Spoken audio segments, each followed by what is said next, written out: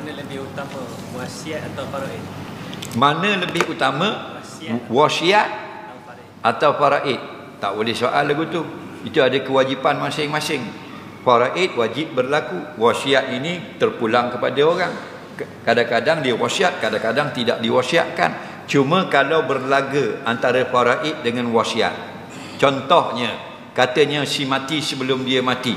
Nah, kalau aku mati, anak-anak aku dapatlah rumah aku di Pasir Panjang ini.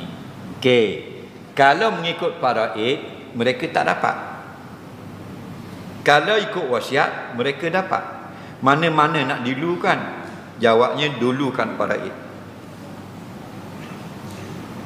Kerana faraid itu daripada Allah, wasiat itu daripada manusia. Tetapi jika semua waris bersetuju sebagaimana yang dilakukan dalam wasiat, barulah lulus. Okey, awak ada anak angkat. Anak angkat awak kalau mati dapat tak faraid? Anak angkat tak dapat. Tapi awak wasiat, anak angkat aku kalau aku mati dapat 1/3 daripada harta aku. Okey, tulis. Maka kalau awak mati, dulu wasiat daripada faraid. Faham tak? Bermakna nak faraid kena bayar wasiat dia dulu. Ambil 1/3 dari total harta, beri pada anak angkat, baki 2/3 baru faraid.